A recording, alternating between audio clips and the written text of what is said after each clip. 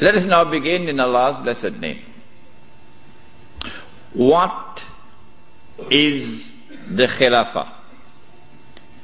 The Khilafah is state and government in Islam. What is Islam? The definition of Islam is submission to Allah. What is submission to Allah? Submission to Allah is submission to Allah as Al-Malik. In some translations in English you find Malik as king. No. We don't want that translation tonight. We're dealing with political terminology here tonight. And so Al-Malik is the sovereign. Now that's a word you'll understand. Sovereign. Lahul Mulk, sovereignty belongs to him. And so to submit to Allah in Islam is to submit to Allah as sovereign who possesses sovereignty. To submit to anyone else as sovereign, to declare that anyone else possesses sovereignty, is to say goodbye to Allah. Did you hear that? To submit to Allah is to submit to Allah as Al-Akbar.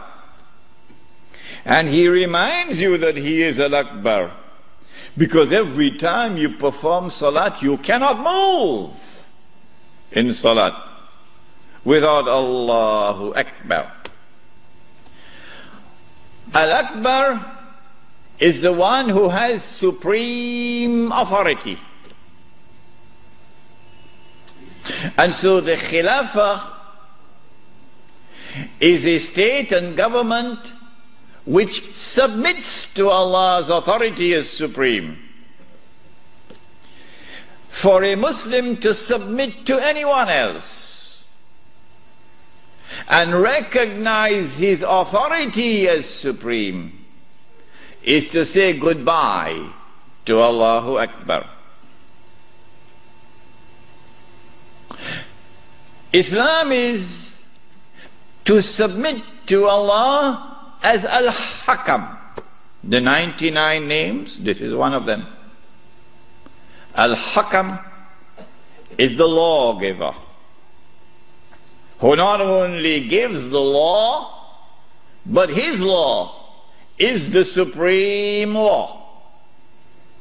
And when he makes something haram, it must be enforced as haram.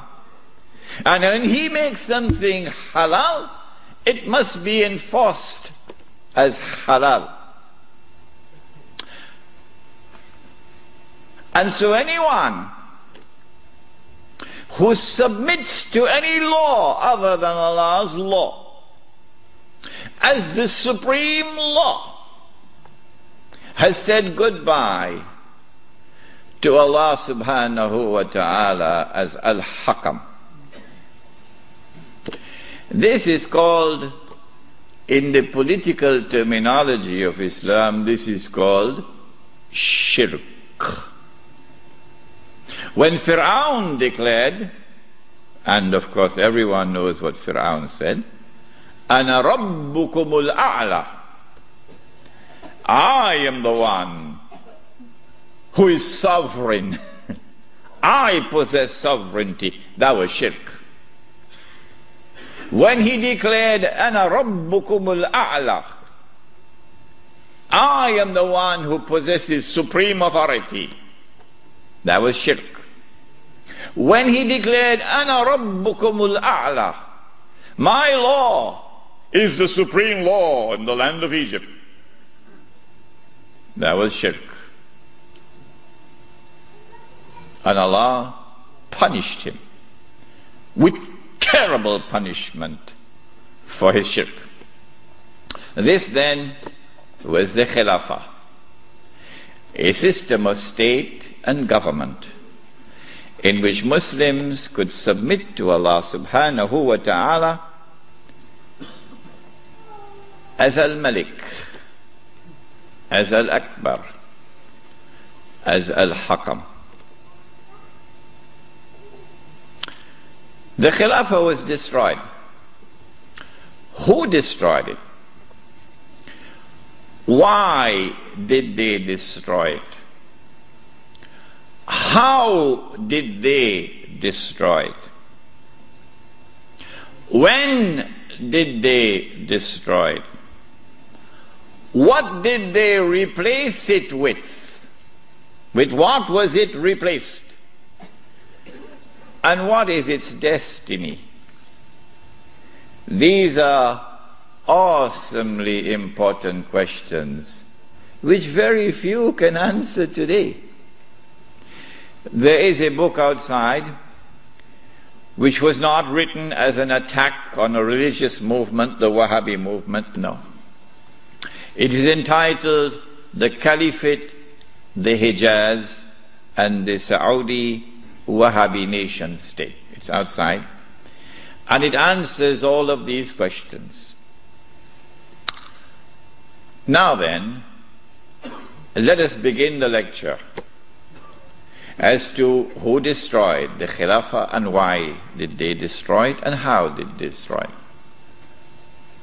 When you read this book, Jerusalem in the Quran, and when you listen to the lecture next Monday, then you'll know that the Jews had in their heart, as they still have to this day, this conviction that it is their destiny.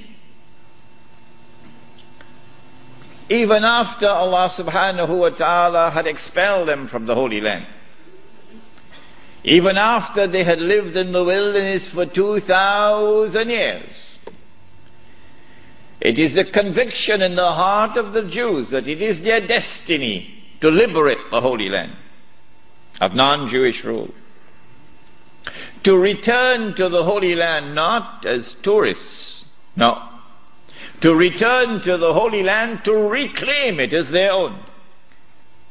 For 2,000 years the Jews had this conviction in their heart that one day this will happen. To restore in the Holy Land the state of Israel, of Nabi Dawood alayhi salam and Nabi Sulaiman alayhi salam. And that the golden age will come back one more time.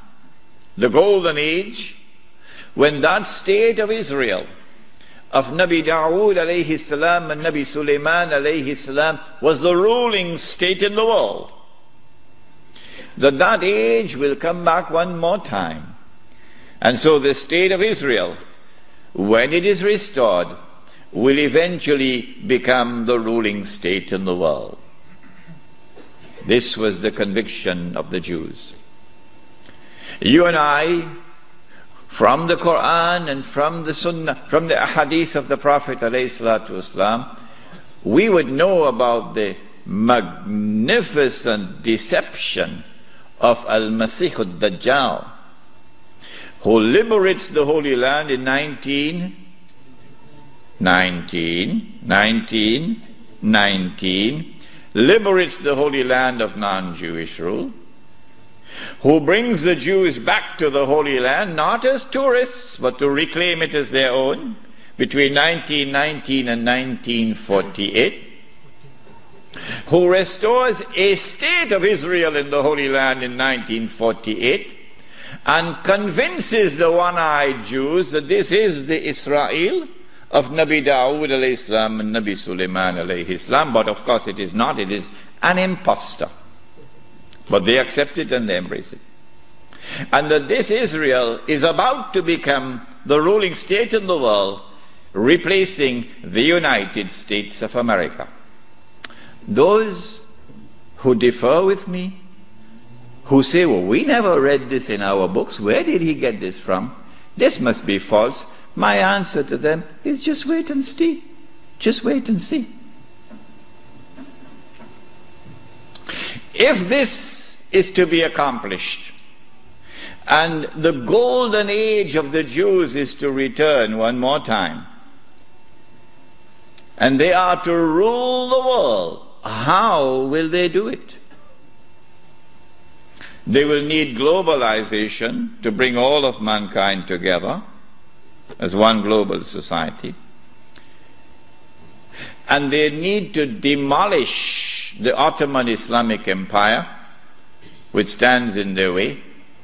And they will have to demolish the institution of the Khilafah, which is the head of Islam.